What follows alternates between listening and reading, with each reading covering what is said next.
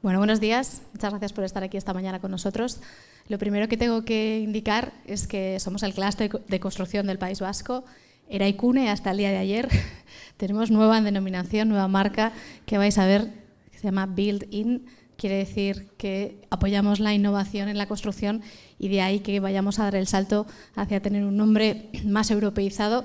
Así que perdonadme si me paso toda la ponencia diciendo Eraikune, debería estar empezando a decir Build In. Y por eso he dejado también abajo los dos logos para que nos tengáis referenciados y sepáis que somos el clúster de construcción, aunque estamos cambiando de denominación. Bueno, como acaban de decir, un poco mi función hoy y también la función del clúster en general es teneros al tanto de las tendencias. Somos una plataforma para los proyectos de innovación, no solo para networking, de ahí que bueno, tengamos un poco también esa labor de estar un poco en vanguardia y poder traeros al sector dónde nos estamos moviendo y hacia dónde estamos viendo, qué vamos. Un poco para que nos contextualicéis, en Building somos hoy en día 144 socios que básicamente agrupan a las grandes empresas del sector del País Vasco con una facturación de 2.600 millones.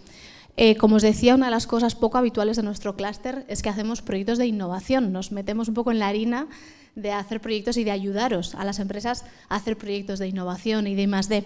De ahí que veáis que tenemos ahí 22 millones de euros de presupuestos totales de proyecto y que hoy en día nuestro volumen de actividad abarca el 1,4 millones de euros.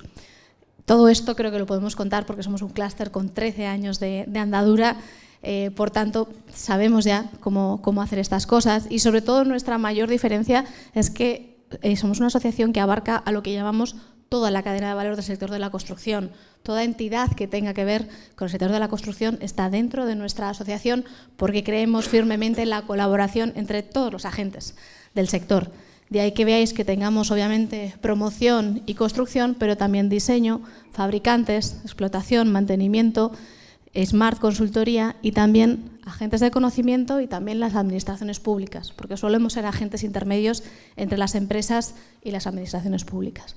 Para que veáis un poco el mareo de empresas que están con nosotros, solo rápidamente, la gente de promoción, construcción y rehabilitación, la gente de servicios técnicos ligados y economía circular, toda la parte de fabricantes y empresas Smart, los centros tecnológicos, los centros de formación y las asociaciones profesionales y, por último, las entidades públicas con las que también trabajamos, colaboramos y hacemos convenios con.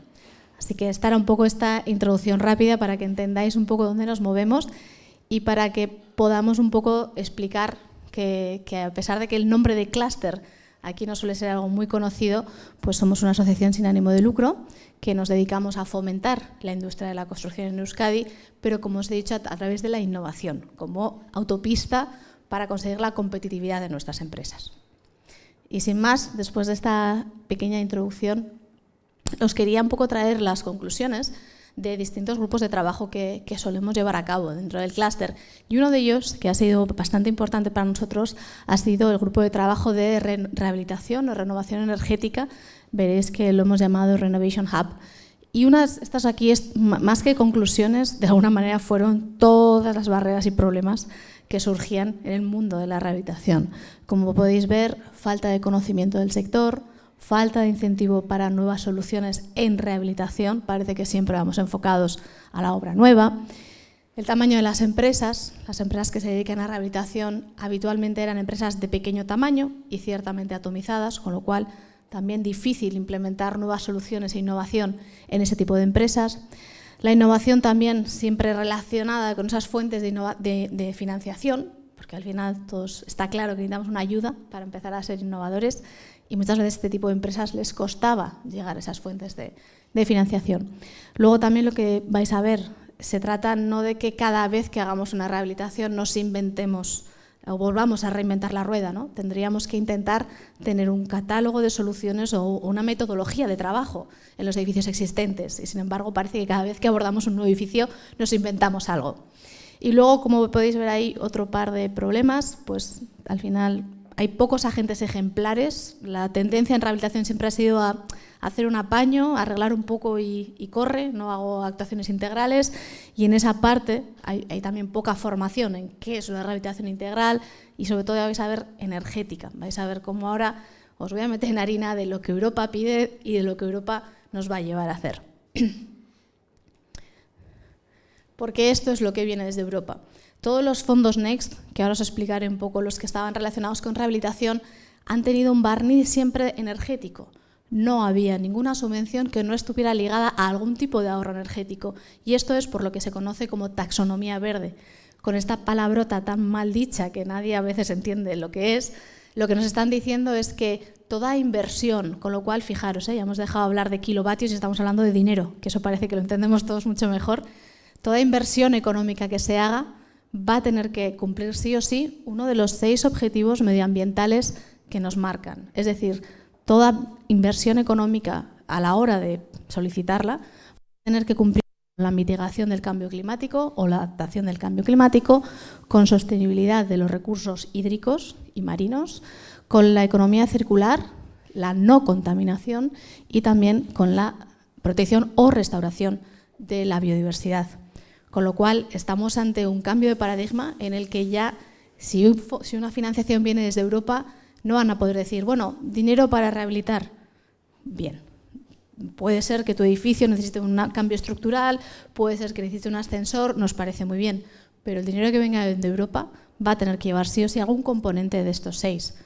Por eso, os voy a explicar que la rehabilitación energética que vino de los fondos europeos requería sí o sí que hubiera un mínimo de 30% de ahorro energético en energía primaria no renovable, porque no iban a financiar nada que tuviera que ver con combustibles fósiles.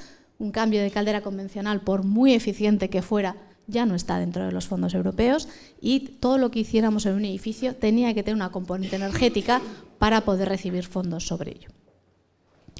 De ahí que sumemos a este tema de la taxonomía las recomendaciones de la Unión Europea, que fijaros ya son de hace 4 años, pero más o menos suele ser que a los 5 años de la recomendación europea aparece por fin la norma o el cambio normativo en España.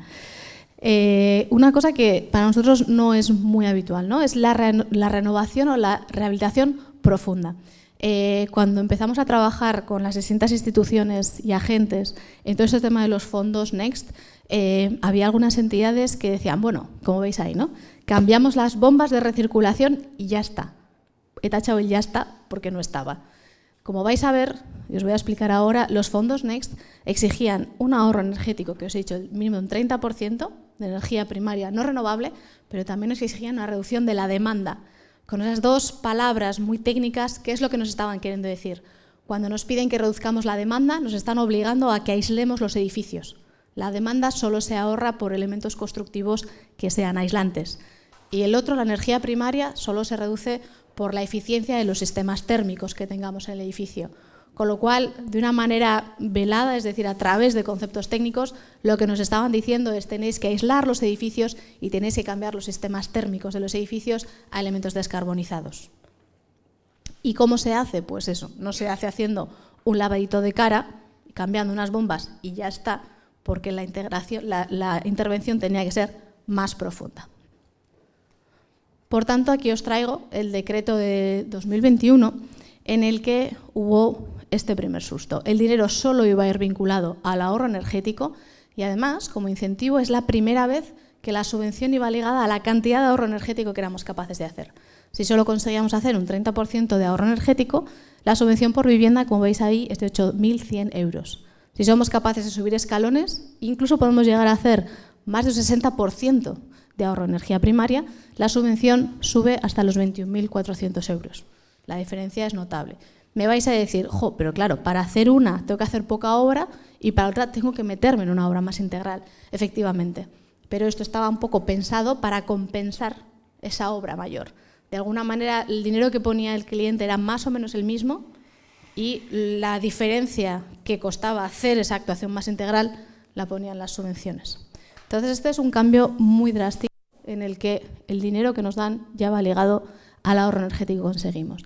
Y aunque os pueda parecer que es una locura ahorrar un 30% de energía primaria no renovable, los estándares de los que estamos hablando hoy aquí son capaces de ahorrar el 80 y el 90%. Con lo cual, en algunas regiones en las que hemos trabajado, esto simplemente fue cuestión de decir, no hay problema, hay que irse a estándares de alta eficiencia. Se sabe hacer y hay personas y hay material para hacerlo. Lo que no se tenía es la cultura de que eso se podía hacer. Como os decía, un poco sobre todo para que os quede claro el concepto, los porcentajes son de energía primaria no renovable, que sobre todo habla de temas de instalaciones, pero nos obligaban también a la demanda. Y eso quiere decir abrigar los edificios con aislamiento, cambiar las ventanas también si era necesario, o aislar los tejados, ¿vale? Las actuaciones integrales de las que nos habla Europa. Otro de los elementos que también fue bastante destacado, en este caso no es rehabilitación, pero también implicaba la rehabilitación, es que los edificios nuevos han llegado fondos también europeos para que las viviendas públicas, las sociedades públicas de vivienda hagan nuevos edificios y pongan, por tanto, parque en alquiler de vivienda social.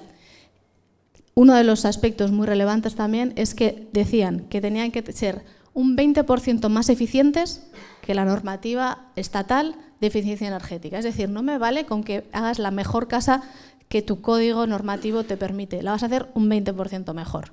Insisto, esto de repente también sorprende y asusta mucho, pero quienes ya están en la vanguardia, quienes ya utilizan LEED, BREEAM, Passive House, saben hacer estas cosas, incluso mejor que esta 20% superior. De ahí que de alguna manera mi inicio de mensaje aquí lo que quiere decir es que dejemos de quedarnos solo en la normativa y empecemos a mirar hacia arriba, porque Europa va a seguir haciendo estas exigencias en cada código normativo que nos vaya cambiando cada 5 años. No nos tenemos que asustar, insisto, ya tenemos la tecnología, los materiales y los estándares que nos ayudan a ello. Así que no sustos, ¿vale? Solo es mirar un poco hacia lo que ya se ha venido haciendo estos años. Como bien ha dicho el compañero, además, toda esta obsesión de Europa, por así decirlo, por rehabilitar, tiene que ver con este tema de las fases de ciclo de vida. Hoy en día, todavía, la fase que más energía consume, más energía y recursos consume dentro de un edificio es la fase de uso. Desgraciadamente, todavía hoy en día, la calefacción supone alrededor de un 50% del consumo energético de un edificio. Con lo cual, si yo tengo que empezar a hacer un mordisco grande en un edificio, empezaré por los temas de climatización, calefacción o refrigeración, ambas cosas. Es decir, puedo empezar a poner todas las bombillas LED, bueno, pues eso quizá en un edificio público, en un gran edificio, un edificio terciario puede funcionar. Desde luego las viviendas no. Las viviendas lo que más se consume con diferencia por mucha bombilla LED que pusiéramos es calefacción y refrigeración. De ahí que, como veis, todos los esfuerzos europeos están muy centrados en trabajar esta fase de uso y nos están obligando a aislar, a cambiar instalaciones y a hacer todo ese tipo de recomendaciones. Pero ¿qué pasa? Que esto de alguna manera es el estado actual, ¿de acuerdo? Esto es lo que nos pasa ahora, que el 80% del consumo energético se hace en fase de uso. Como a mí me han llamado para que os cuente más cosas, os digo un poco esto hacia cómo podríamos hacerlo. La fase de uso se soluciona muy mucho con los estándares energéticos. Con una normativa muy bien hecha y llevada a más, también. Pero hasta ahora, hasta que las normativas han empezado a ser más exigentes, quienes nos ayudaban a entender cómo hacer casas de muy alta eficiencia eran los estándares energéticos que había en Europa. Quizá uno de los más conocidos es el Passive House, desarrollado por el Instituto Passive House Institute, pero también existe Clima House, que es un estándar italiano, el Minergie, que es un estándar suizo, o el Effinergie, que es un estándar francés. En el fondo, todos hablan de mismos sistemas, es decir, como suelo decir yo, estos estándares lo que hablan es de física de la construcción, no han inventado América, estas son investigaciones de los años 80, cuando fue la primera crisis del petróleo, y desde entonces ya empezaron a entender cómo hacer que los edificios consumieran muy poquita energía. Entonces, con estos estándares somos capaces de hacer edificios existentes que pasan a consumir un 80 y 90% menos energía de la que consumían. Así que esta es una de las herramientas, utilizar estándares energéticos para bajar drásticamente los consumos energéticos de los edificios existentes, aunque también los edificios nuevos, porque obviamente también se puede utilizar para edificios nuevos. ¿Qué ocurre cuando ya tengamos esto un poco más controlado? Insisto, esto es lo que deberíamos estar haciendo ahora que todavía no se hace. Mi obligación es contaros además un poco más allá de hacia dónde deberíamos ir. Deberíamos estar haciendo edificios de muy alta eficiencia energética para bajar drásticamente el consumo energético en fase de uso. Bueno, estamos en esa fase de que seamos muy buenos haciendo eso. La siguiente fase que ya nos va contando Europa es el tema de que las soluciones tienen que ser más eficientes a lo largo de toda la vida útil del edificio. Cuando seamos capaces de reducir drásticamente la fase de uso, la energía que consumimos en la fase de uso, de repente quizá la fase de extracción de materias primas se convierta en la más importante, o quizá generación de residuos, ¿de acuerdo? Eso es lo que ya vemos que puede pasar. Si ya consigues bajar tanto el consumo de calefacción y refrigeración, de repente quizá el transporte de materias primas sea lo que más perjudique las emisiones de CO2 de tu edificio. Entonces, cuando ya demos ese salto y ya nos preocupe poco la calefacción y la refrigeración, tendremos que empezar aquí, a mirar toda la cadena de valor, dónde es el punto donde estamos consumiendo más energía. Y ahí, por ejemplo, estamos ya viendo como la nueva directiva de eficiencia energética de edificios, que está actualmente en revisión, y la idea es que la sacarán seguramente a finales de año o el año que viene, es que tenemos que empezar a pensar en los materiales, en todo su carbono embebido, el que tienen los materiales.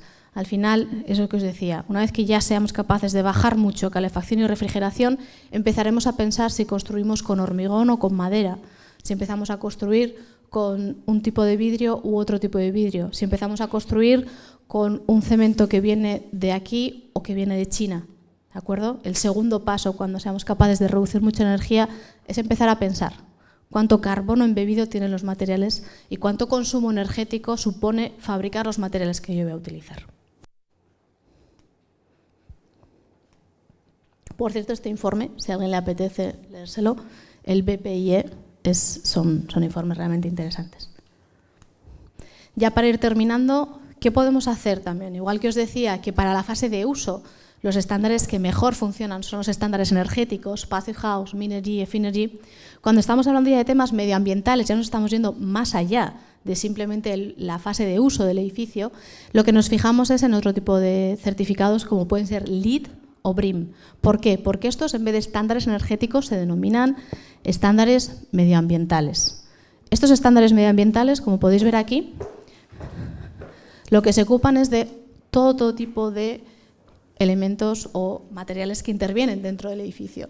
Podemos tener desde temas económicos, ambiente interior, innovación, materiales, ubicación del edificio, transporte, residuos, agua u otro tipo de consideraciones que vayamos a tener en cuenta.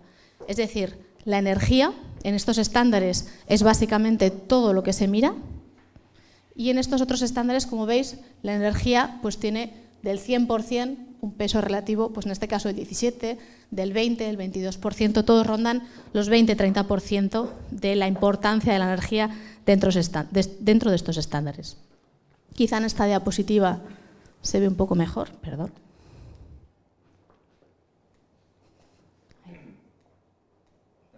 Ahora sí, ¿verdad? Quizá en esta diapositiva lo veáis un poco mejor. Estos son LEED, BREEAM y otro tipo de estándares energéticos que también existen en Europa y como podéis ver, la energía suele ser uno de las mayores preocupaciones, pero distribuyen un poco entre otro tipo de elementos también las preocupaciones, por así decirlo. Así que, como os decía, esto sería el segundo paso que podemos hacer para mejorar. Lo ideal, mi recomendación, hacer los dos a la vez. De alguna manera irse a un estándar energético muy elevado, donde tengamos ahorros energéticos muy drásticos y además juntarlo con un estándar medioambiental que permita mirar más allá y empecemos a preocuparnos del ambiente interior, del CO2, de los materiales, de cómo se llega a nuestro edificio o de cómo generamos o organizamos los residuos que utilizamos en nuestro edificio.